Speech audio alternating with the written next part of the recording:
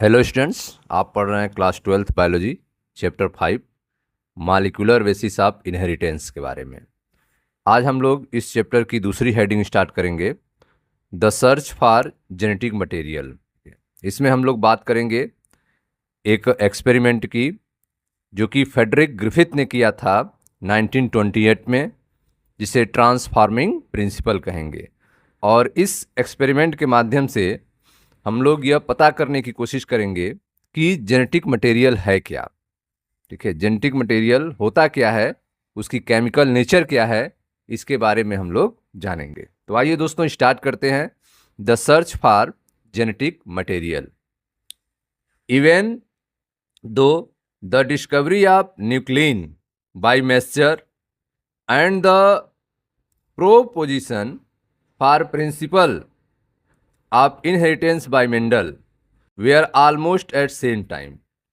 तो आप देख रहे हैं कि जो मैस्चर ने न्यूक्लिन की खोज की थी, डीएनए में पाए जाने वाला मटेरियल की खोज की थी, जिसे उन्होंने न्यूक्लिन कहा था, ठीक उसी टाइम पे मेंडल का प्रिंसिपल ऑफ इनहेरिटेंस भी प्रस्तावित किया गया था। तो मैस्चर के द्वारा न्यूक्लिन की खोज और मेंडल के प्रिंसिपल ऑफ इनहेरिटेंस लगभग एक टाइम में ही प्रस्तुत किए गए थे। But that the DNA act as genetic material took long to be discovered and proven. लेकिन डीएनए जो है एक जेनेटिक मटेरियल के रूप में काम करता है। इसकी डिस्कवरी करना, इसको प्रूव करना, ये होने में काफी लंबा समय लगा। मैस्चर द्वारा न्यूक्लिन की खोज, मेंडल के प्रिंसिपल ऑफ इनहेरिटेंस की डिस्कवरी, ये जो दो चीजें थी almost at the same time, एक समय की बात है। ठीक है, but that the DNA act as a genetic material took long to be discovered and proven. DNA जो है एक जेनेटिक मटेरियल की तरह काम करता है। ठीक है, इसको प्रूव करने में, इसके डिस्कवर करने में एक लंबा समय लगा। By 1926 the quest to determine the mechanism for genetic inheritance had reached the molecular level. तो 1926 में जेनेटिक इनहेरिटेंस जो है एक मॉलिक्यूलर के रूप में इसकी डिस्कवरी हुई।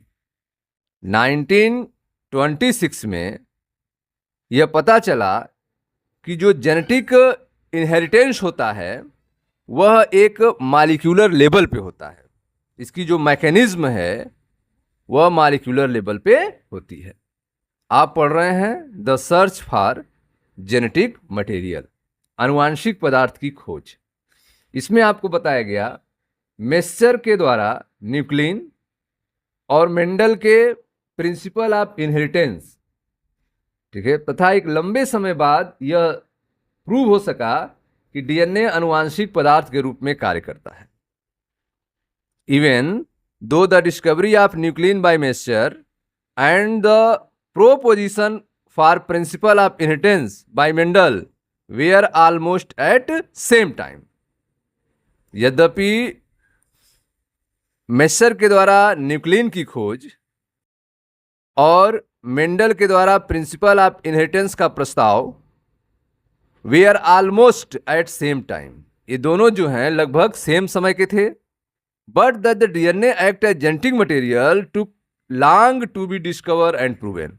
लेकिन डीएनए जो है जेनेटिक मटेरियल के रूप में वर्क करता है, इसकी डिस्कवरी और इसकी प्रूफ में लंबा समय लगा। By 1926 the quest to determine the mechanism for genetic inheritance had reached the molecular level. तो 1926 में यह निर्धारित किया गया कि जो जेनेटिक इनहेरिटेंस होता है वह मॉलिक्यूलर लेवल पे होता है। ठीक है, 1926 में जेनेटिक इनहेरिटेंस के मॉलिक्यूलर लेवल की खोज हुई। Previous discovery by Gregor Mendel, Walter Sutton, Thomas Hunt Morgan and numerous other scientists had narrowed the search to the chromosome located in the nucleus of most cell। तो आप देख रहे हैं कि पीछे के जो भी डिस्कवरी हुई, चाहे वह ग्रेगर मेंडल ने किया हो, वाल्टर सटन ने, थॉमस हंट मॉर्गन ने और दूसरे साइंटिस्ट ने, उन खोजों से, उन डिस्कवरी के बेस पे अब यह प्रूव हो चुका है, स्पष्ट हो गया है कि क्रोमोसोम जो होते हैं वे अधिकतर सेल्स के न्यूक्लियस में मिलते हैं। Chromosomes located in the nucleus of most cell.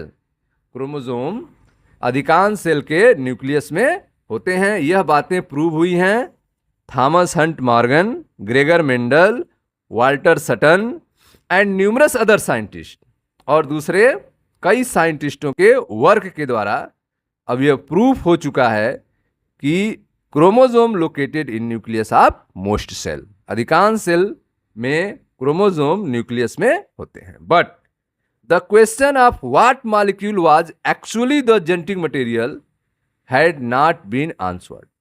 लेकिन यह प्रश्न कि कौन सा मॉलिक्यूल वास्तव में जेनेटिक मटेरियल होता है, इसके बारे में अभी कोई प्रूफ नहीं है। ठीक है, तो आपने देखा कि ये बातें मैक्सिमम साइंटिस्ट जो है प्रूव किए कि क्रोमोसोम्स जो थे वे न्यूक्लियस में होते हैं, लेकिन इस प्रश्न का उत्तर नहीं मिल सका कि कौन सा मॉलिक्यूल वास्तव में जेनेटिक मटेरियल होता है। But the question of what molecule was actually the genetic material had not be answered. ठीक है, तो इस क्वेश्चन के आंसर के लिए हम लोग एक्सपेरिमेंट देखेंगे। तो पहला एक्सपेरिमेंट किया था ट्रांसफॉर्मिंग प्रिंसिपल। ट्रांसफॉर्मिंग प्रिंसिपल के माध्यम से यह हम लोग देखेंगे कि जेनेटिक मटेरियल होता क्या है, कौन सा वह मटेरियल है जो जनरेशन टू जनरेशन ट्रांसफर होता है। ठीक है, वह डीएनए है, आरएनए है कि प्रोटीन है, इसी को हम लोग सर्च करेंगे। तो सर्च करने में पहला जो एक्सपेरिमेंट दिया गया, जिसे हम ट्रांसफॉर्मिंग प्रिंसिपल के नाम से जानते हैं, यह दिया गया फ्रेडरिक ग्रिफिथ के द्वारा 1928 में। ठीक है, in 1928 Frederick Griffith in a series of experiment with streptococcus pneumoniae.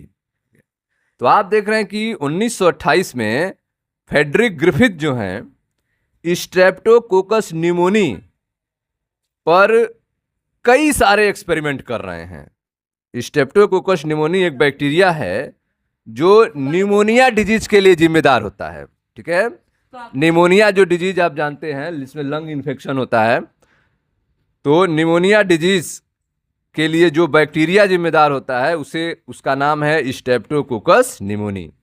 तो स्ट्रेप्टोकोकस न्यूमोनी बैक्टीरिया के साथ फ्रेडरिक ग्रिफिथ ने 1928 में सीरीज ऑफ एक्सपेरिमेंट किया, बहुत सारे एक्सपेरिमेंट किए।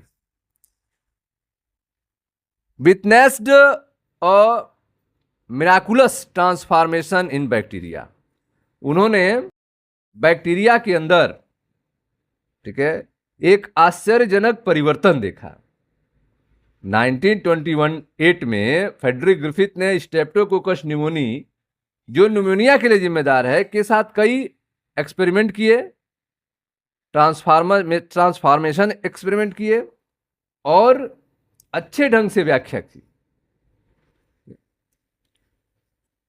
During the course of his experiment a living organism has changed in physical form.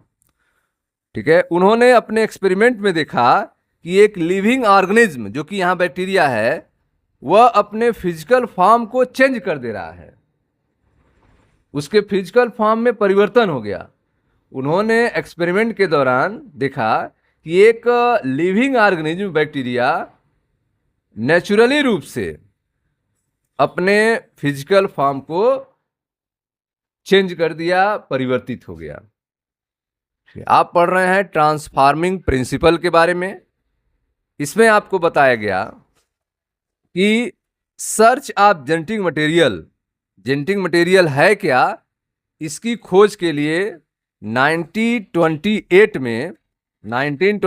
में फ्रेडरिक ग्रिफिथ ने सीरीज ऑफ एक्सपेरिमेंट किया, कई एक्सपेरिमेंट किए स्ट्रेप्टोकोकस निमोनी बैक्टीरिया के साथ, जो कि निमोनिया के लिए जिम्मेदार होता है। विथ इस, ठीक है, with nest a miraculous transformation in bacteria. और उस एक्सपेरिमेंट में मिराकुलस ट्रांसफॉर्मेशन देखने को मिला, बहुत ज्यादा परिवर्तन जो है बैक्टीरिया में देखने को मिला। During the course of his experiment a living organism had change in physical form. Experiment के दौरान उन्होंने देखा कि जो लिविंग ऑर्गेनिज्म है, जो बैक्टीरिया है, वो अपने फिजिकल फॉर्म को चेंज कर दे रहा है। आइए उसके बारे में बात करते हैं। व्हेन स्ट्रेप्टोकोकस निमोनी, जिसे हम न्यूमोकोकस भी कहते हैं, bacteria are grow on a culture plate, ठीक है, जब स्ट्रेप्टोकोकस निमोनी बैक्टीरिया को एक कल्चर प्लेट पे ग्रो कराया गया, ठीक है, जिसपे उसको फूड प्रोवाइड किया गया और प्लेट पे स्ट्रेप्टोकोकस निमोनी बैक्टीरिया को रख दिया गया और उसको सोर्स ऑफ फूड प्रोवाइड कर दिया गया। अब नंबर जो है स्ट्रेप्टोकोकस निमोनी के इंक्रीज कर रहे हैं कल्चर प्लेट पे, और दो तरह के कॉलोनी तैयार हो रही है। दो तरह के ये अपने फैमिली को तैयार कर रहे हैं। एक जो कॉलोनी तैयार हो रही है, उनके बॉडी पे चमक दिखाई दे रहा है, और एक कॉलोनी जो तैयार हो रही है वो हल्के कॉलोनी है, रफ कॉलोनी तैयार हो रही है।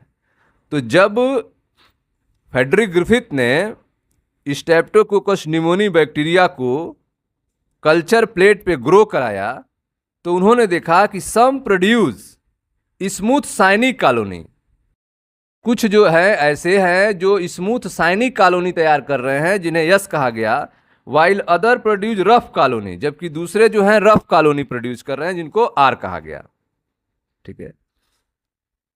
This is because the S strain bacteria have a mucous polysaccharide coat. जो शाइनी कॉलोनी है वह शाइनी क्यों हो गई? क्योंकि जो एस स्टेन वाले बैक्टीरिया हैं, जो शाइनी कॉलोनी है, उनके ऊपर एक पतली सी झिल्ली बन गई म्यूकस की, जो कि पॉलीसेकेराइड की बनी हुई है। एस कॉलोनी वाले बैक्टीरिया में पॉलीसेकेराइड की एक म्यूकस कोट बन गया, एक पतली सी झिल्ली बन गई उनके कॉलोनी पे, while S strain does not, जबकि एस स्टेन ऐसा नहीं कर पाए। जबकि जो एस कॉलोनी बैक्टीरिया की थी उनके साथ ऐसा नहीं हुआ, आर स्टेन के साथ ऐसा नहीं हुआ, एस स्टेन के साथ एक म्यूकस की कोट बनी जो कि पॉलीसेकेराइड की बनी थी। ऐसा आर स्टेन के साथ नहीं हुआ, ठीक। तो व्हेन स्ट्रेप्टोकोकस निमोनी, जिसे हम न्यूमोकोकस भी कहते हैं, bacteria are grow on a culture plate, some produce smooth shiny colonies, while other produce rough colony R, ठीक है। तो जब स्ट्रेप्टोकोकस निमोनी बैक्टीरिया को कल्चर प्लेट पे ग्रो कराया जाता है, तो कुछ बैक्टीरिया की शाइनी कॉलोनी आती है, जबकि कुछ की रफ कॉलोनी आती है। This is because of S strain bacteria have a mucus coat. ऐसा इसलिए है कि जो एस स्टेन वाले बैक्टीरिया हैं, उनके ऊपर एक म्यूकस कोट बन जाता है जो कि पॉलीसेकेराइड का होता है, while R strain does not, जबकि आर स्टेन के साथ ऐसा नहीं होता है, रफ कॉलोनी वालों के साथ ऐसा नहीं होता है, ठीक। अब ये दो तरह के जो बैक्टीरिया तैयार हुए हैं, एक एस कॉलोनी वाले और एक आर कॉलोनी वाले, ठीक है। अब इनको माइस में इंजेक्ट कराया जाएगा, इसको चूहों में इंजेक्शन के माध्यम से दिया जाएगा और देखा जाएगा कि कौन जो है निमोनिया पैदा कर रहा है, क्योंकि स्ट्रेप्टोकोकस निमोनी जो है वह निमोनिया का बैक्टीरिया है, bacterium responsible for pneumonia disease. और यह दो तरह के कॉलोनी तैयार किया है, एक एस कॉलोनी और एक आर कॉलोनी। अब ये दो तरह के जो बैक्टीरिया तैयार हुए हैं कॉलोनी वाले, एक एस और एक आर, इनको माइस में इंजेक्ट कराया जाएगा और रिजल्ट देखा जाएगा। देखे ध्यान से, mice infected with the S strain, अगर हम एस स्टेन वाले बैक्टीरिया को माइस के अंदर लगा देते हैं इंजेक्शन, तो वह विरुलेंट हो जाता है, वो मर जाता है, डाई। किसकी वजह से? निमोनिया इन्फेक्शन, उसके अंदर निमोनिया हो जाता है। Mice infected with the S strain die from pneumonia infection, but mice infected with R strain do not develop pneumonia. लेकिन जो आर स्टेन वाले बैक्टीरिया हैं, उनको जब हम माइस में लगाते हैं तो उनमें निमोनिया डेवलप नहीं होती है। ठीक है, इस बात को देखें, यहां लिखा गया है एस स्टेन वाले जो बैक्टीरिया हैं, उनको जब हम माइस में इंजेक्ट करते हैं तो माइस डेड हो जाते हैं, माइस मर जाते हैं, चूहे मर जाते हैं। लेकिन जब आर स्टेन वाले बैक्टीरिया को इंजेक्टेड इनटू माइस में लगाते हैं तो माइस लाइव, माइस मरते नहीं हैं। ठीक है, अब ग्रिफिथ ने क्या किया? Griffith was able to kill bacteria by heating them. Griffith जो है बैक्टीरिया को गर्म करने पर उन्हें मृत पाया। ग्रिफिथ ने जब बैक्टीरिया को गर्म किया तो बैक्टीरिया मर गए। Griffith was able to kill bacteria by heating them. अगर हम बैक्टीरिया को हीट कर दें तो बैक्टीरिया मर जाते हैं, ऐसा ग्रिफिथ ने पाया। He observe that heat killed S strain bacteria injected into mice did not kill them. उन्होंने देखा कि जब हीट के द्वारा एस स्टेन वाले बैक्टीरिया को मार दिया जाता है और उसके बाद उसे माइस में इंजेक्ट किया जाता है, चूहों में लगाया जाता है, तो माइस जो हैं लाइव रहते हैं, माइस जिंदा रहते हैं। तो एस स्टेन को अगर हम नॉर्मल रूप से लगा देते हैं माइस में तो माइस जो हैं मर जाते हैं। लेकिन उसी एस स्टेन को अगर हम हीट किल्ड कर दें, गर्म कर दें और उसके बाद जो है माइस में इंजेक्ट करें तो माइस जिंदा रहते हैं। ठीक, यह हो गया आपका। He observe that heat killed S strain bacteria injected into mice did not kill them. उसके बाद उन्होंने क्या किया? एस स्टेन जो कि हीट किल्ड है और आर स्टेन जो कि लाइव है, इन दोनों को मिक्स करके माइस में लगाया, इंजेक्टेड इनटू माइस। तो उन्होंने देखा कि माइस जो है डाई कर गया, मर गया। आर स्टेन को लगाने से माइस लाइव रहता है, माइस जिंदा रहता है, चूहा जिंदा रहता है। एस स्टेन किल्ड, अगर एस स्टेन को हीट किल्ड करके अकेले लगाया जाए तो माइस जिंदा रहता है। लेकिन अगर एस स्टेन हीट किल्ड को आर स्टेन लाइव के साथ मिक्स करके अगर लगाते हैं तो माइस डाई कर जाता है, मर जाता है। उन्होंने इसके बारे में बताया कि यह जो एस स्टेन हीट किल्ड है, इसके अंदर कोई मटेरियल है जो आर स्टेन में आ जा रहा है और आर स्टेन में आके उसको परिवर्तित कर दे रहा है, उसको विरुलेंट बना दे रहा है, जिसकी वजह से माइस डेड कर जा रहा है। ठीक है, तो आप पढ़ रहे हैं ट्रांसफार्मिंग प्रिंसिपल के बारे में।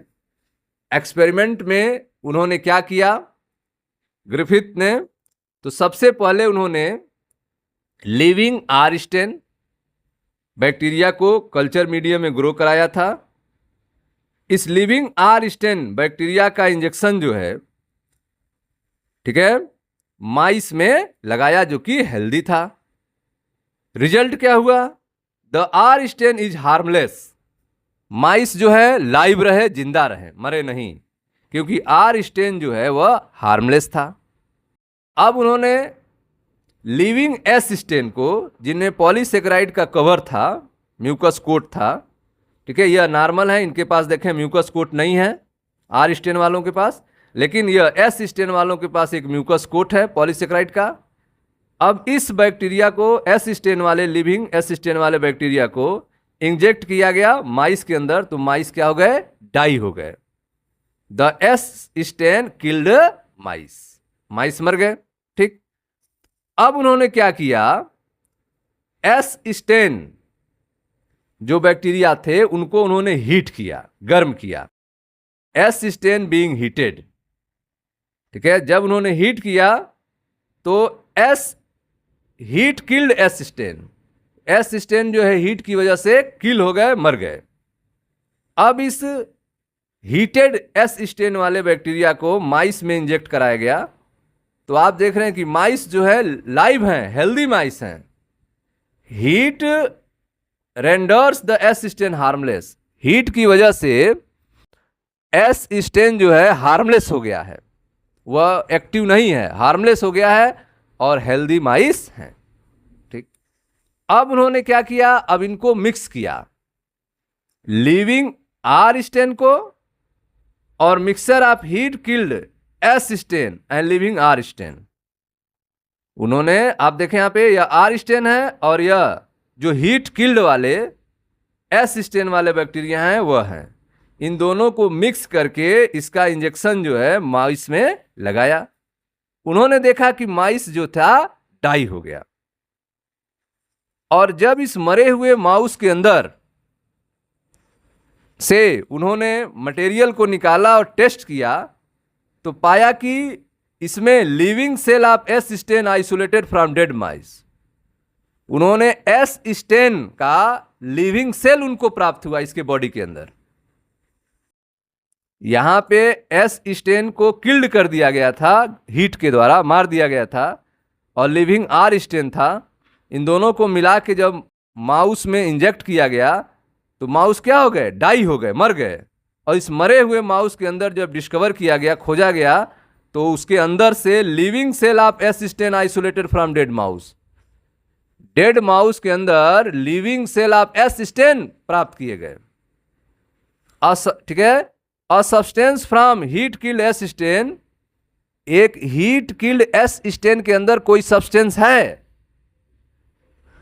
जो changes the R strain from harmless to deadly, जो आर स्टेन को हार्मलेस से डेडली बना देता है।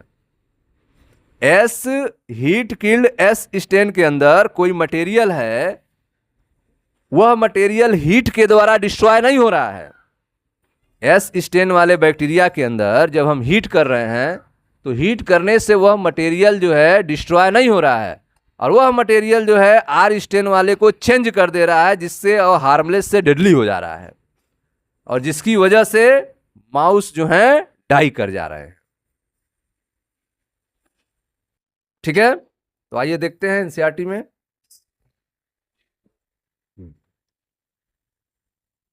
तो आपने देखा कि जब हम हीट किल्ड एस स्टेन और आर स्टेन लाइव को माइस में इंजेक्ट कराते हैं तो माइस क्या हो जाते हैं? डाई हो जाते हैं। ठीक है, इसके बारे में क्या कहा गया देखें, injected a mixture of heat killed S and live R bacteria, the mice dead.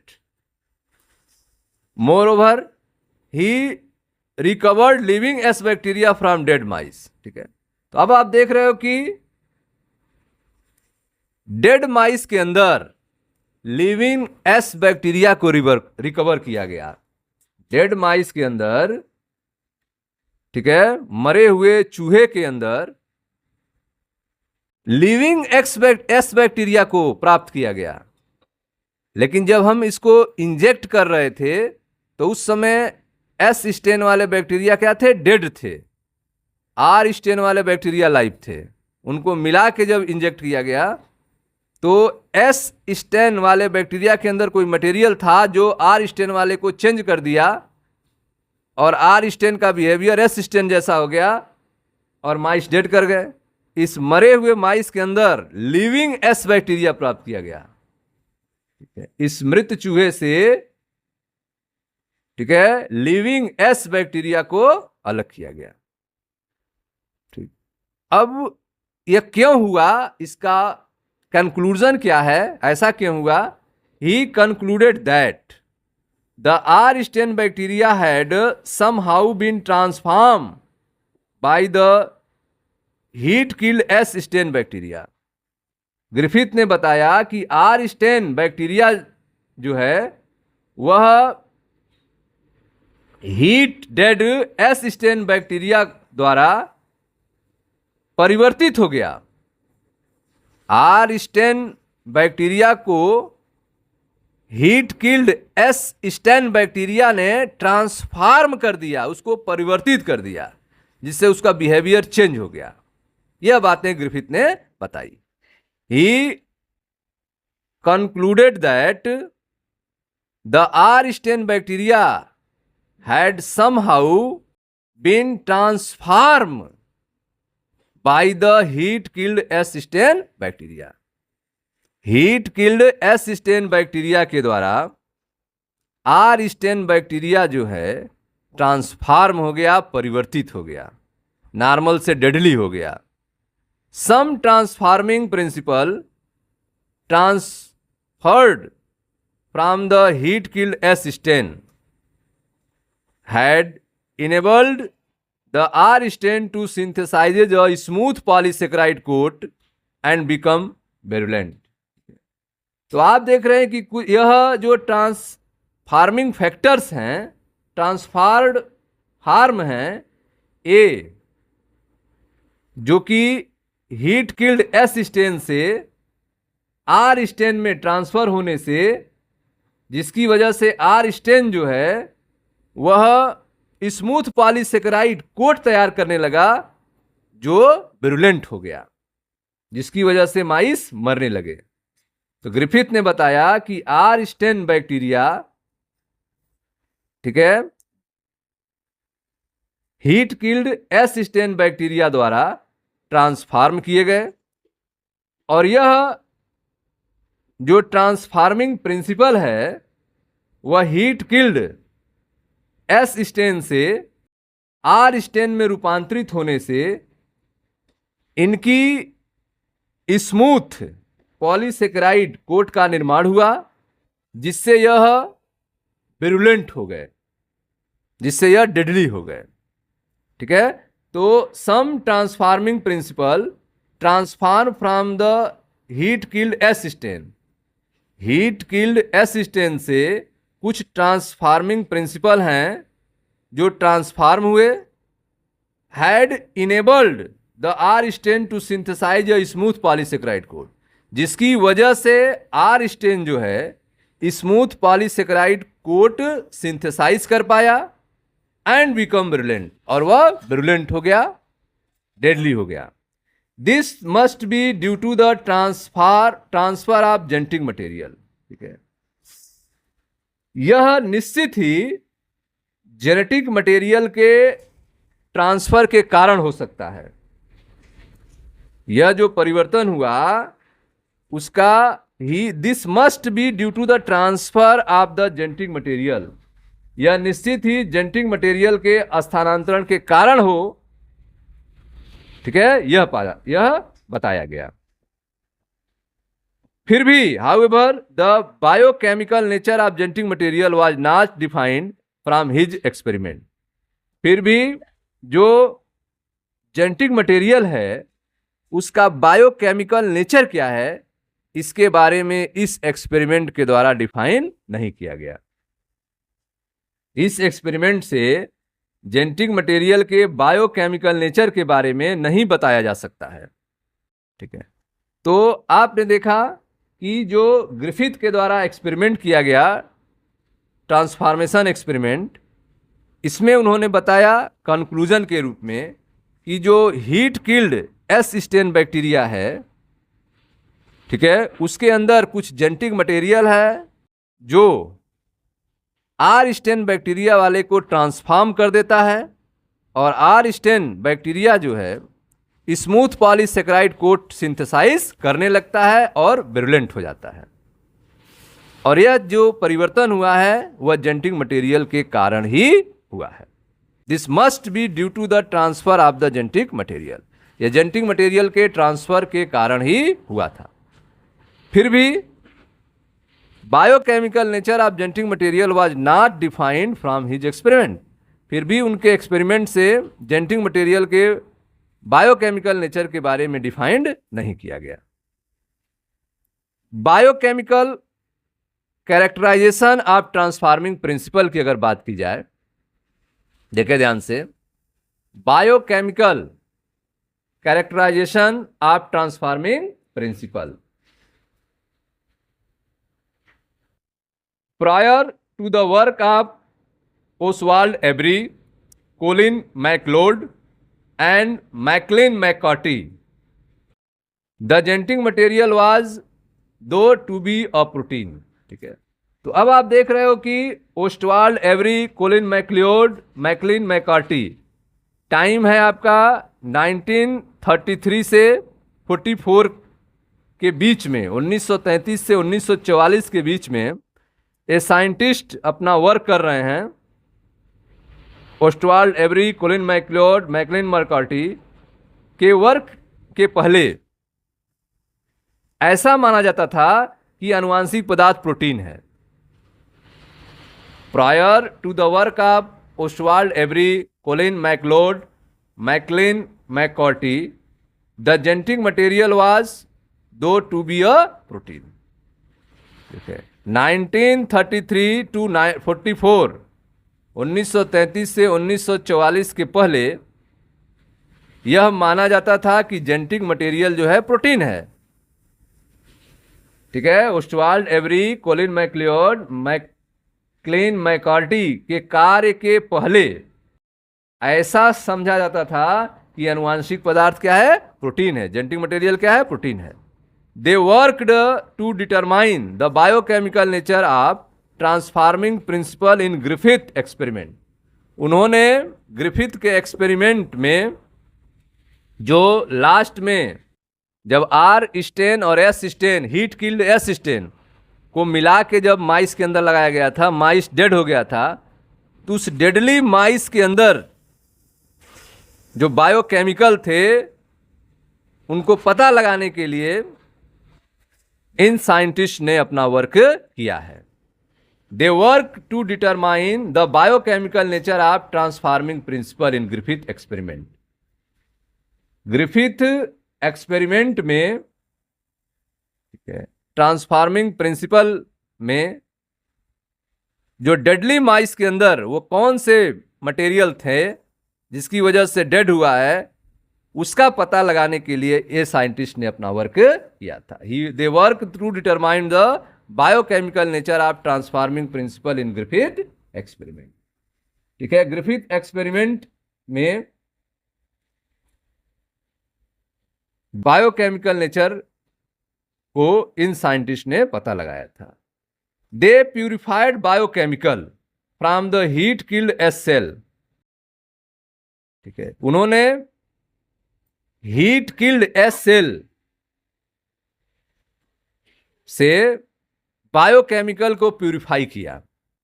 They purify biochemical from the heat killed S cell to see which ones could transform live R cell into S cell. यह देखने के लिए कि वह कौन सी चीज है जो लाइव आर सेल को ट्रांसफॉर्म कर देती है एस सेल में। हीट किल्ड एस सेल के अंदर वो कौन सी चीजें हैं जो लाइव आर सेल को एस सेल में ट्रांसफॉर्म कर देती है, परिवर्तित कर देती है।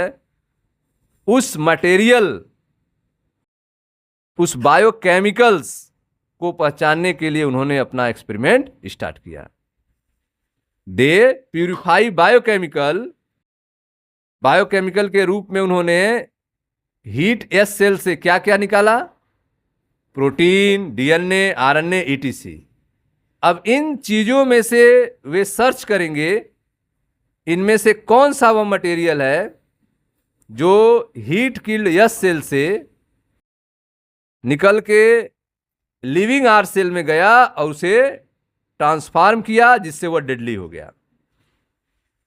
दे purify biochemical from the heat killed S cell to see which one could transform live R cell into S cell. They discover that, उन्होंने पाया कि, खोजा कि DNA alone from S bacteria cause R bacteria to become transform. उन्होंने पाया कि S bacteria के अंदर डीएनए ही एक ऐसा मटेरियल है जो आर बैक्टीरिया को ट्रांसफॉर्म कर देगा। उन्होंने पता लगाया कि डीएनए ही एक ऐसा मटेरियल है जो आर बैक्टीरिया को ट्रांसफॉर्म कर देगा, परिवर्तित कर देगा। तो आप देख रहे हैं कि S heat killed S cell से बायोकेमिकल को अलग कर यह पता लगाने के लिए प्यूरिफाई किया गया कि इनमें से कौन है जो आर सेल को एस सेल में रूपांतरित करने में सहायक होता है। उन्होंने इस बात का पता लगाया कि एस बैक्टीरिया का केवल डीएनए ही आर बैक्टीरिया को रूपांतरित कर सकता है। दे आल्सो डिस्कवर्ड दैट, ठीक है, दे आल्सो डिस्कवर्ड दैट, उन्होंने इस बात का पता लगाने के लिए क्या क्या किया। They also discovered that protein digesting enzyme proteases and RNA digesting enzyme RNase did not affect transformation. उन्होंने देखा कि जब प्रोटीन डाइजेस्टिंग एंजाइम डाल दिया जा रहा है, प्रोटीएजेज डाला जा रहा है जिससे प्रोटीन डिस्ट्रॉय हो जा रहा है, जब आरएनए डाइजेस्टिंग एंजाइम डाला जा रहा है जिसे आरएनएज कहते हैं, जिससे आरएनए डिस्ट्रॉय हो जा रहे हैं, ये ट्रांसफॉर्मेशन को प्रभावित नहीं कर पा रहे हैं। ट्रांसफॉर्मेशन हो रहा है क्योंकि प्रोटीएजेज डालने से प्रोटीन डिस्ट्रॉय हो जा रहे हैं, डाइजेस्ट हो जा रहे हैं, आरएनएजेज डालने से आरएनए डाइजेस्ट हो जा रहे हैं, लेकिन फिर भी ट्रांसफॉर्मेशन हो रहा है। So transforming substance was not protein और आरएनए, और इससे प्रूव हुआ कि जो ट्रांसफार्मिंग सब्सटेंस है वह प्रोटीन और आरएनए नहीं है, क्योंकि प्रोटीन और आरएनए समाप्त होने के बाद भी ट्रांसफॉर्मेशन हो रहा है। Digestion with DNAs did inhibit transformation. तो जब हम डीएनए को डाइजेस्ट करने वाला एंजाइम डीएनएज डाल रहे हैं तो ट्रांसफॉर्मेशन रुक जा रहा है।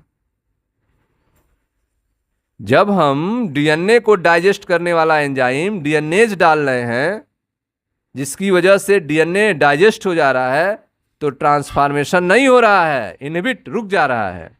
सजेस्टिंग दैट, उन्होंने बताया the DNA cause the transformation, DNA कारण है ट्रांसफॉर्मेशन का, क्योंकि आरएनएजेस डालने से, प्रोटीएजेस डालने से ट्रांसफॉर्मेशन हो रहा है, लेकिन जब हम डीएनएजेस डाल देते हैं जिससे डीएनए का डाइजेशन हो जाता है तो ट्रांसफॉर्मेशन रुक जाता है।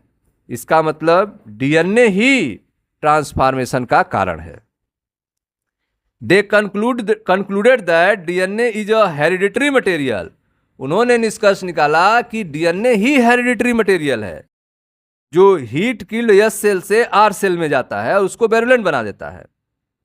He concluded that DNA is the hereditary material, but not all biologists were convinced. लेकिन इस बात से सभी जीव वैज्ञानिक सहमत नहीं थे।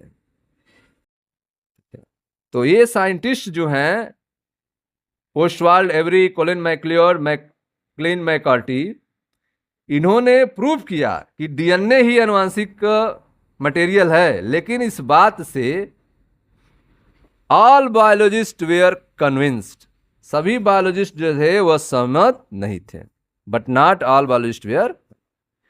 Can you think of any difference between DNA and DNase, क्या आप डीएनए और डीएनएज के बीच में कोई अंतर है कि दोनों एक ही हैं, डीएनएज और डीएनएज? यहां पे क्वेश्चन पूछा गया है। तो आप जानते हैं डीएनए जो होता है, डीएनए जो कैपिटल लेटर में DNAS लगा हुआ, DNA is a nucleic acid, a complex molecule made up of nucleotide. ठीक है, यह एक न्यूक्लिक एसिड है कॉम्प्लेक्स मॉलिक्यूल है जो न्यूक्लियोटाइड का बना है, जबकि जो डीएनएज है यह प्रोटीन है। DNAs is a protein, specifically an enzyme, मुख्य रूप से क्या है, एंजाइम है, made up of amino acid. DNA is the hereditary molecule, DNA जो है हेरिडिटरी मॉलिक्यूल है, that carriers genetic information, while DNase is an enzyme that break down DNA, जबकि डीएनएज क्या है, एक एंजाइम है जो डीएनए को ब्रेक डाउन करता है, डीएनए को तोड़ने का काम करता है। ठीक स्टूडेंट्स, तो ये थे आपके biochemical characterization of transforming principle. मिलते हैं नेक्स्ट वीडियो में, जहां पे हम लोग जो वैज्ञानिक असहमत हो गए थे उनके लिए एक अगला एक्सपेरिमेंट किया जाएगा, जिससे प्रूव होगा कि जेनेटिक मटेरियल डीएनए ही है, उसकी बात करेंगे। Thank you. हेलो स्टूडेंट्स, आप पढ़ रहे हैं class 12th biology chapter 5 molecular basis of inheritance. पिछले वीडियो में हमने आपको चैप्टर 5 की दूसरी हेडिंग के बारे में स्टार्ट किया था, the search of genetic material. Genetic material के सर्च के बारे में बात हो रही थी। इसमें हमने आपको एक एक्सपेरिमेंट बताया था, ट्रांसफॉर्मिंग प्रिंसिपल। ट्रांसफॉर्मिंग प्रिंसिपल जो कि 1928 में फ्रेडरिक ग्रिफिथ के द्वारा किया गया था, इसके बारे में हमने आपको एक्सप्लेन किया था।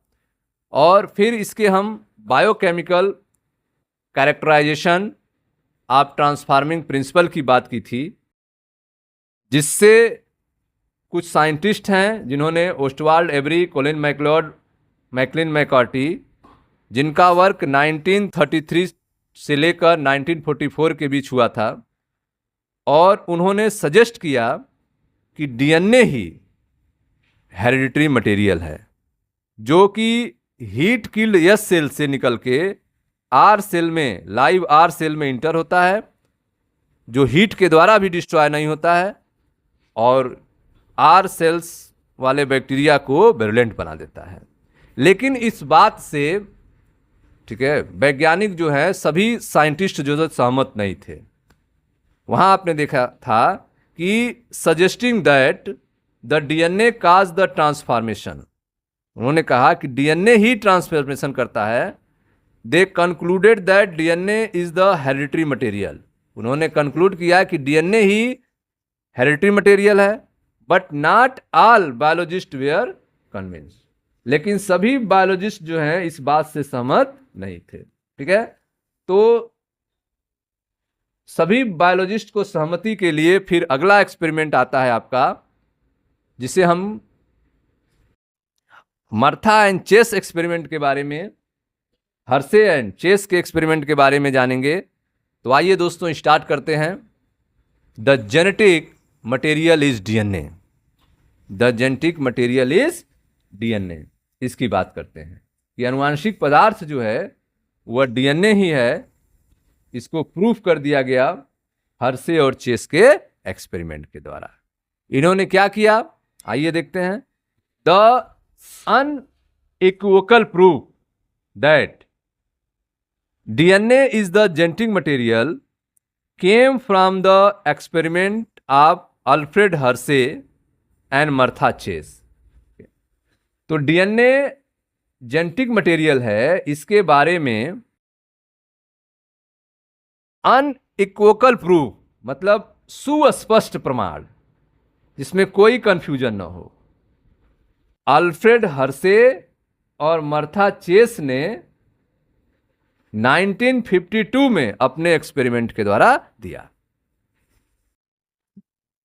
The unequivocal proof that DNA is the genetic material came from the experiment of Alfred Hershey and Martha Chase in 1952। तो डीएनए जेनेटिक मटेरियल है, इसका सुस्पष्ट प्रमाण अल्फ्रेड हर्से और मर्था चेस के द्वारा 1952 में दिया गया। They worked with viruses that infect bacteria called bacteriophage.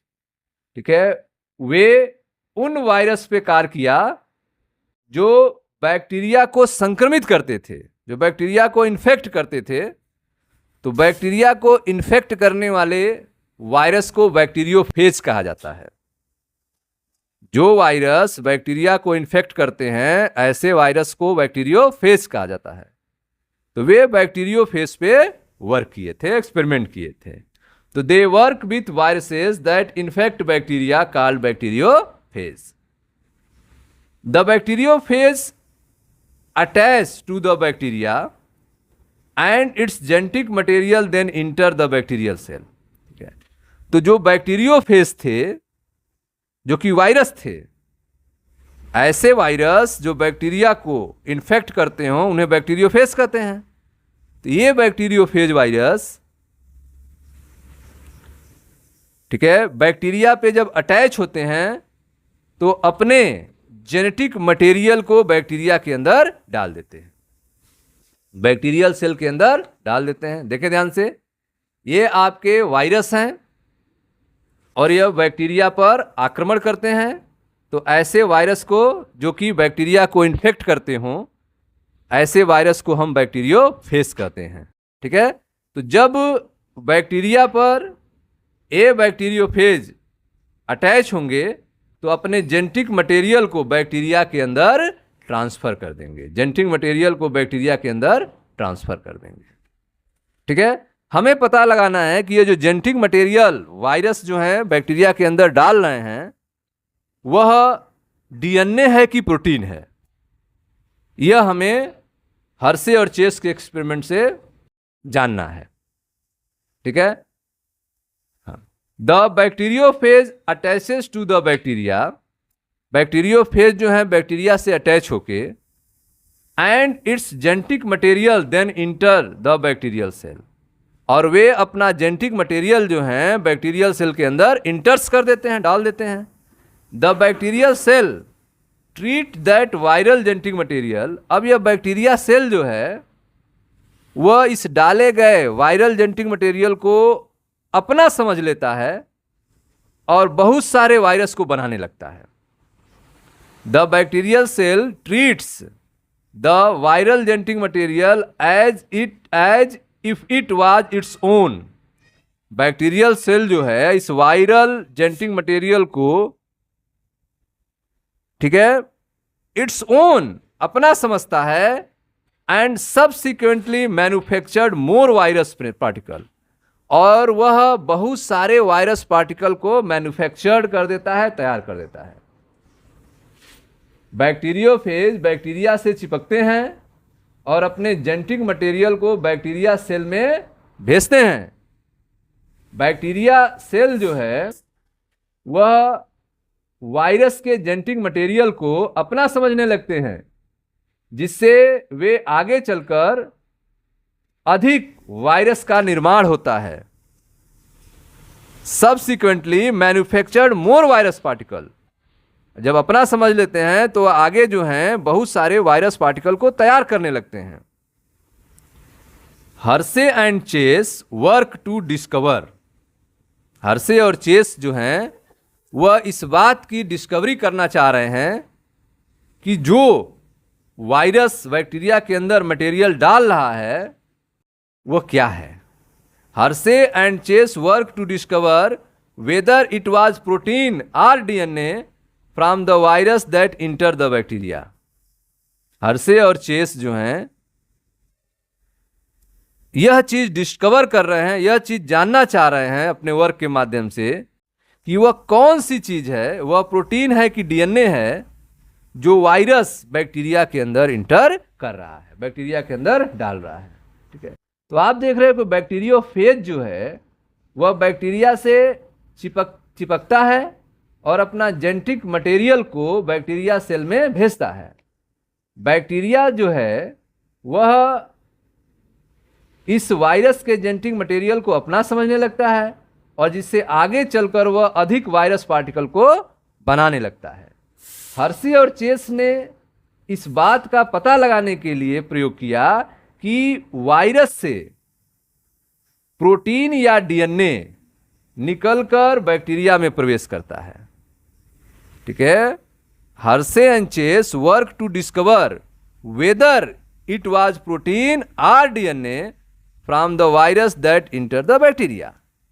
Hershey और चेस वर्क कर रहे हैं, डिस्कवर करना चाह रहे हैं कि वो कौन सा मटेरियल है जो वायरस से बैक्टीरिया में जा रहा है, वह प्रोटीन है कि डीएनए है, यह जानना चाह रहे हैं। इसके लिए उन्होंने क्या किया, they grew some virus on a medium that contain radio active phosphorus.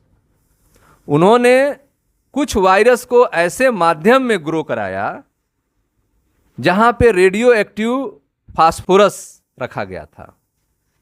भोजन के रूप में उन्हें रेडियो एक्टिव फास्फोरस प्रोवाइड कराया गया, जिससे वह वायरस मीडियम से रेडियो एक्टिव फास्फोरस का यूज करें और अपने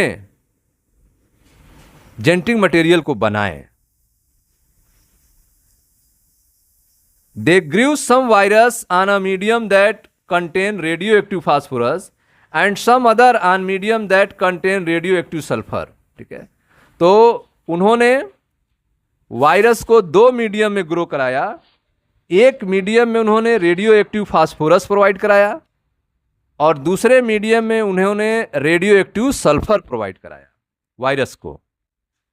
viruses grow in the presence of radio active phosphorus. जो वायरस रेडियो एक्टिव फास्फोरस के प्रेजेंस में ग्रो किए थे, कंटेंट रेडियो एक्टिव डीएनए, उनके पास रेडियो एक्टिव डीएनए पाया गया, क्योंकि फास्फोरस जो है वह डीएनए के फॉर्मेशन में यूज होता है। यह वायरस जो है मीडियम से फास्फोरस, रेडियो एक्टिव फास्फोरस का यूज किया डीएनए बनाने में, अपना डीएनए बनाने में, जिससे ऐसे वायरस जो रेडियो एक्टिव फास्फोरस मीडियम में ग्रो कराए गए थे, उनमें रेडियो एक्टिव डीएनए पाया गया, क्योंकि वह अपने डीएनए में फास्फोरस का यूज किए हैं, but not radioactive protein. लेकिन उनके अंदर रेडियो एक्टिव प्रोटीन नहीं पाया गया, क्योंकि उन्हें रेडियो एक्टिव प्रोटीन वाले मीडियम नहीं दिया गया था, उनको केवल रेडियो एक्टिव फास्फोरस वाला मीडियम दिया गया था। रेडियो एक्टिव प्रोटीन वाला मीडियम जो कि सल्फर यूज करके बनेगा, वह अलग मीडियम है, उसमें अलग वायरस ग्रो कर रहे हैं। वे सल्फर यूज करेंगे प्रोटीन बनाने के लिए। ध्यान दें, virus grow in the presence of radio active phosphorus contain radio active DNA but not radioactive protein. जो वायरस रेडियो एक्टिव फास्फोरस वाले मीडियम में ग्रो कराए गए थे, उनमें रेडियो एक्टिव डीएनए पाया गया, रेडियो एक्टिव प्रोटीन नहीं पाया गया, because DNA contain phosphorus but protein does not. क्योंकि डीएनए में फास्फोरस होता है, डीएनए जो है फास्फोरस का यूज होगा, प्रोटीन का यूज नहीं होगा, इसलिए उनमें जो है रेडियो एक्टिव प्रोटीन नहीं पाया गया। इसी तरह से ठीक similarly virus grow on radio active sulphur. जिन वायरस को रेडियो एक्टिव सल्फर में ग्रो कराया गया, कंटेन रेडियो एक्टिव प्रोटीन, उनमें रेडियो एक्टिव प्रोटीन पाया गया but not radioactive DNA, लेकिन उनमें रेडियो एक्टिव डीएनए नहीं पाया गया, because DNA does not contain sulphur. क्योंकि डीएनए जो है सल्फर को कंटेन नहीं करता है। तो आपने देखा कि हर्षे और चेस ने अपने एक्सपेरिमेंट के लिए वे कुछ वायरस को ऐसे मीडियम में ग्रो करा रहे हैं जिनमें रेडियो एक्टिव फास्फोरस हैं, ठीक है, और कुछ वायरस को ऐसे मीडियम में ग्रो करा रहे हैं जिनमें रेडियो एक्टिव सल्फर है। तो उन्होंने कुछ वायरस को ऐसे मीडियम में पैदा किया जिसमें रेडियो एक्टिव फास्फोरस और दूसरे वायरस को रेडियो एक्टिव सल्फर पर वृद्धि कराया था। जिस वायरस को रेडियो एक्टिव फास्फोरस की उपस्थिति में ग्रो कराया गया, उनमें रेडियो एक्टिव डीएनए पाया गया, ठीक है, जबकि उनमें रेडियो एक्टिव प्रोटीन नहीं था, क्योंकि डीएनए में फास्फोरस होता है, प्रोटीन नहीं होता है। ठीक इसी तरह से वायरस जिनमें रेडियो एक्टिव सल्फर की उपस्थिति में ग्रो किया गया था, उनमें रेडियो एक्टिव प्रोटीन पाया गया, ठीक है, डीएनए रेडियो एक्टिव नहीं था, क्योंकि डीएनए में सल्फर नहीं मिलता है। यहां तक क्लियर है? आगे देखते हैं।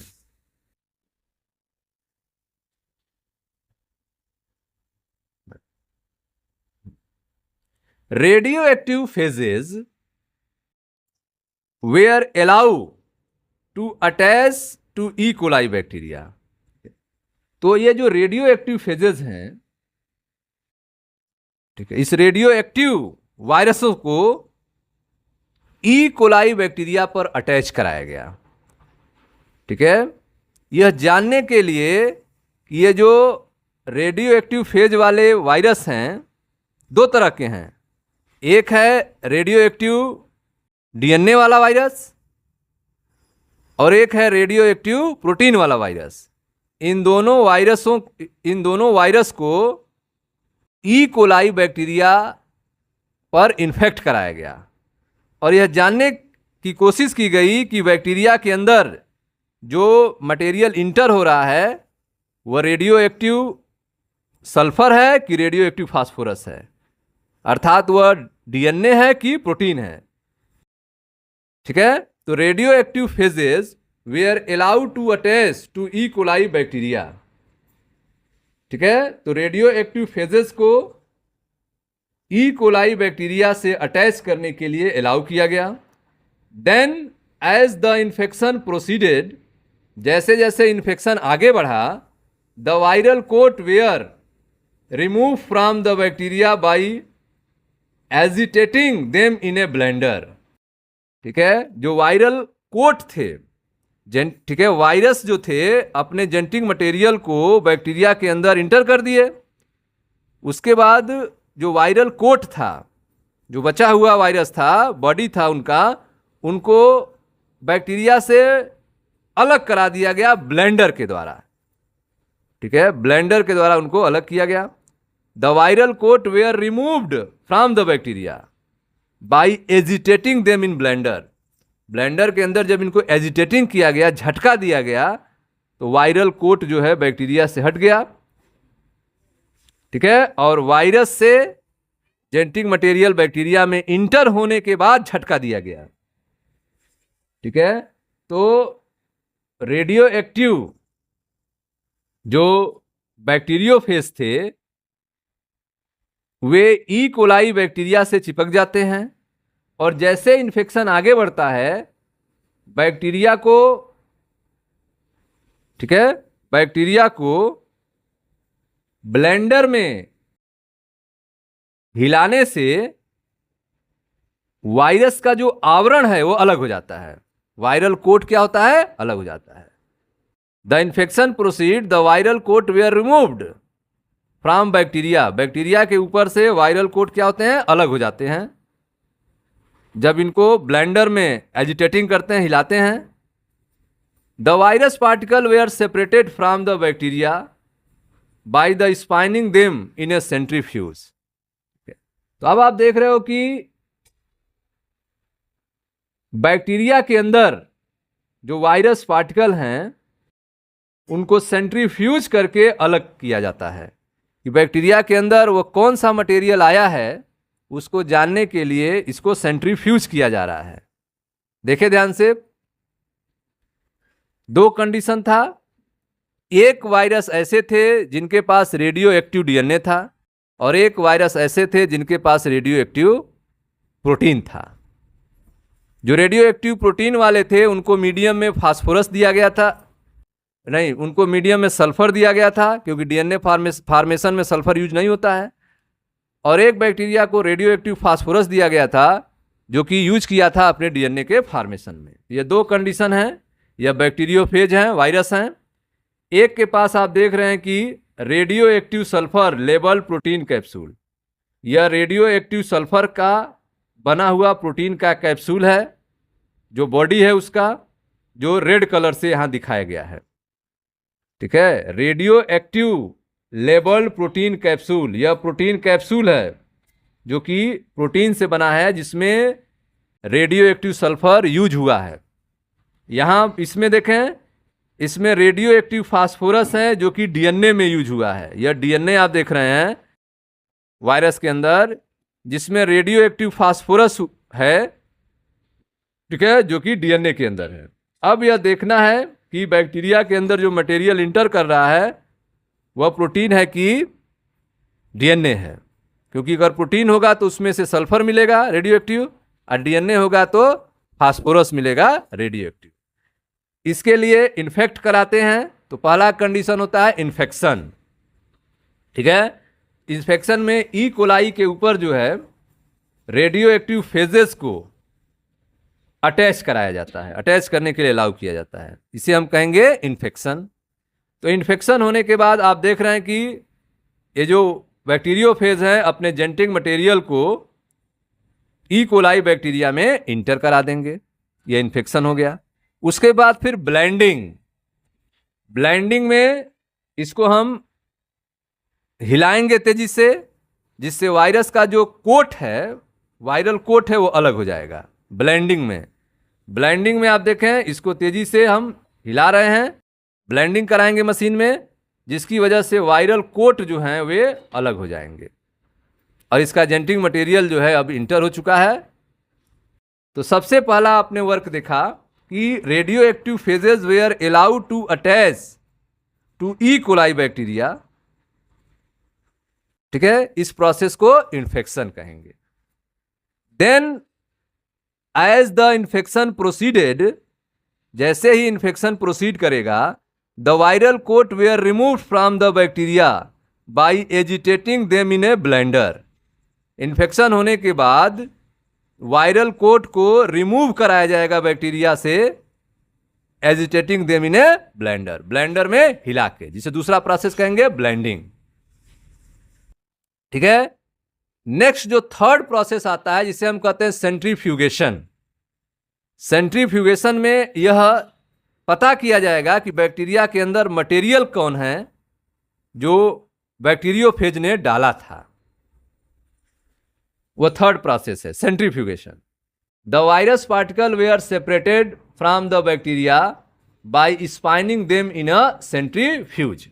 वायरस पार्टिकल को बैक्टीरिया से अलग किया जाएगा, spinning them in centrifuge. Centrifuge में इसकी स्पाइनिंग कराई जाएगी, नचाया जाएगा, जिससे बैक्टीरिया के अंदर जो वायरल पार्टिकल हैं वे अलग हो जाएंगे। ठीक है, तो सबसे पहले इन्फेक्शन किया जाएगा, फिर ब्लेंडिंग किया जाएगा और लास्ट में सेंट्रीफ्यूगेशन किया जाएगा।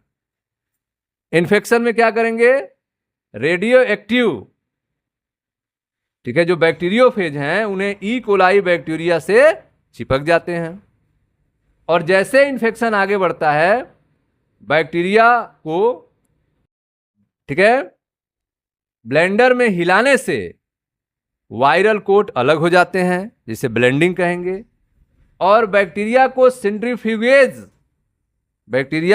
सेंट्रीफ्यूज जो मशीन है में स्पाइनिंग कराने से वायरस पार्टिकल बैक्टीरिया से अलग हो जाते हैं। सेंट्रीफ्यूगेशन यह थर्ड प्रोसेस है।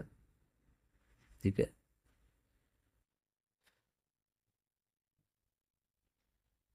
थर्ड प्रोसेस सेंट्रीफ्यूगेशन में देखें फिगर में, no radio active detected in cell.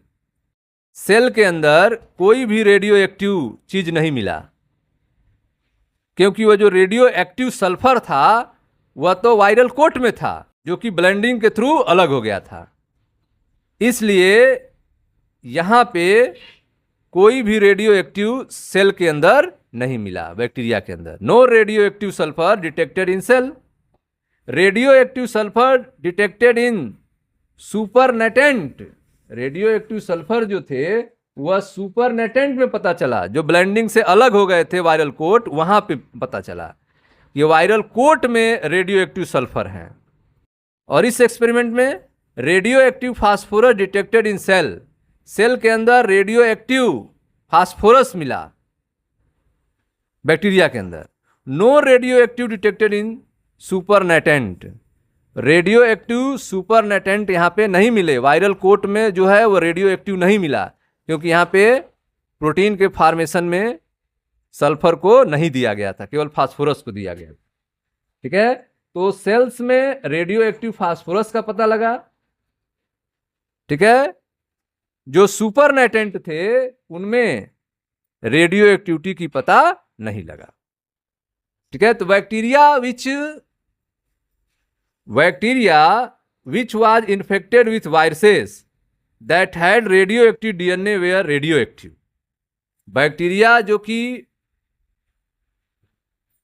Virus से इन्फेक्ट थे उनमें रेडियो एक्टिव डीएनए जो मिला वो रेडियो एक्टिव था, indicating that DNA was a material that pass from the virus to bacteria. इससे यह इंडिकेट होता है, इससे प्रूफ होता है कि डीएनए ही वह मटेरियल है जो वायरस से बैक्टीरिया में जाता है। जो बैक्टीरिया रेडियो एक्टिव डीएनए रखने वाले वायरस से इन्फेक्ट हुए थे वे रेडियो एक्टिव सक्रिय थे। इससे प्रूव होता है कि जो मटेरियल वायरस से बैक्टीरिया में प्रवेश करता है वह डीएनए है। Bacteria which was infected with viruses that had radioactive DNA were radioactive. Bacteria जो वायरस से इन्फेक्ट हुए जिनके पास रेडियो एक्टिव डीएनए था उन बैक्टीरिया में रेडियो एक्टिव डीएनए पाया गया। इससे यह प्रूव होता है indicating that DNA was the material that pass from virus to bacteria. Bacteria that were infected with virus that had radioactive protein were not radioactive. वे bacteria जो कि ऐसे वायरस से इन्फेक्ट हुए थे जिनके पास रेडियो एक्टिव प्रोटीन था वे bacteria radio active नहीं थे। This indicate that protein did not inter the bacteria from virus. इससे यह प्रूफ होता है कि प्रोटीन जो है वह वायरस से बैक्टीरिया में इंटर नहीं करता है। DNA is therefore the genetic material that is pass from virus to bacteria. इस तरह से यह प्रूव हो गया कि डीएनए ही जेनेटिक मटेरियल है जो कि वायरस से बैक्टीरिया में प्रवेश करता है। तो जो बैक्टीरिया रेडियो एक्टिव डीएनए रखने वाले वायरस से इन्फेक्ट हुए थे वे रेडियो एक्टिव सक्रिय थे। इससे प्रूफ होता है कि जो मटेरियल वायरस से बैक्टीरिया में प्रवेश करता है वह डीएनए है। जो बैक्टीरिया उन वायरस से इन्फेक्टेड थे जिनमें रेडियो एक्टिव प्रोटीन था वे रेडियो एक्टिव नहीं हुए। इससे प्रूव होता है कि प्रोटीन वायरस से बैक्टीरिया में प्रवेश नहीं करता है क्योंकि वह तो वायरल कोट में होता है। इस कारण से जेनेटिक मटेरियल डीएनए ही है जो वायरस से बैक्टीरिया में जाता है। ठीक है, तो इस तरह से हर्शे और चेस ने एक्सपेरिमेंट से यह प्रूफ कर दिया DNA is the genetic material that is pass from virus to bacteria. ठीक है, figure number 5.5 the Hershey Chase experiment. ठीक है, इसमें उन्होंने देखा कि दो तरह के वायरस उन्होंने ग्रो कराया। एक को मीडियम दिया था जिनमें रेडियो एक्टिव फास्फोरस था और वायरस ने उसको यूज किया रेडियो एक्टिव फास्फोरस को अपना डीएनए बनाने में, क्योंकि फास्फोरस यूज होता है डीएनए बनाने में। इसको सल्फर नहीं दिया गया था। एक दूसरा वायरस है जिसको रेडियो एक्टिव सल्फर दिया गया था। यह भी वायरस उस रेडियो एक्टिव सल्फर का यूज किया प्रोटीन बनाने में। यह अपना वायरल कोट बनाया क्योंकि प्रोटीन से वायरल कोट बनता है। ठीक है, तो सल्फर जो है प्रोटीन में पाया जाता है तो सल्फर का यूज किया उसने अपना वायरल कोट बनाने में। तो यह रेडियो एक्टिव सल्फर जो है उसके वायरल कोट में रहेगा और रेडियो एक्टिव फास्फोरस जो है डीएनए में का पार्ट रहेगा। अब इस दोनों तरह के बैक्टीरियोफेज को इन्फेक्शन कराया गया ई कोलाई बैक्टीरिया पे। ई कोलाई बैक्टीरिया पे जब ये वायरस इन्फेक्ट किए उसके सटे तो अपना जेनेटिक मटेरियल जो है डाल दिए ई कोलाई के अंदर, इन्फेक्शन हो गया। उसके बाद ब्लेंडिंग कराया गया, इसको हिलाया गया तेजी से जिससे वायरल कोट जो सटा हुआ था वो छटक के अलग हो गया और जो जेनेटिक मटेरियल थे वो इंटर हो गए। ठीक, ब्लेंडिंग न। थर्ड आया सेंट्रीफ्यूगेशन। अब इनको सेंट्रीफ्यूज किया गया कि बैक्टीरिया के अंदर जो मटेरियल आया है उसको अलग किया गया और उसको जांचा गया। तो देखा गया कि बैक्टीरिया के अंदर जो मटेरियल है वह रेडियो एक्टिव फास्फोरस वाला है। तो रेडियो एक्टिव फास्फोरस जो है डीएनए के फॉर्मेशन में यूज हुआ। तो प्रूव हो गया कि वायरस ने, बैक्टीरियोफेज ने जो बैक्टीरिया के अंदर मटेरियल इंटर किया था वह डीएनए था। ठीक है, और इसमें जो है वो मिला नहीं रेडियो एक्टिव सल्फर, क्योंकि रेडियो एक्टिव सल्फर को तो अपना कैप्सूल बनाने में यूज कर लिया था, और जो कि ब्लेंडिंग के द्वारा अलग हो गया था। तो no radio active sulphur detected in the cell, radio active sulphur detected in supernatant. ठीक है, और इसमें radio active phosphorus detected in cell, no radio active detected in supernatant. तो इस तरह से हर्शे और चेस ने अपने एक्सपेरिमेंट के माध्यम से यह प्रूव कर दिया कि डीएनए ही जेनेटिक मटेरियल है जो वायरस से बैक्टीरिया में इंटर करता है। ठीक है स्टूडेंट्स, मिलते हैं नेक्स्ट वीडियो में, जहां पर अगले टॉपिक की चर्चा करेंगे, property of genetic material, DNA versus RNA. Okay students, thank you.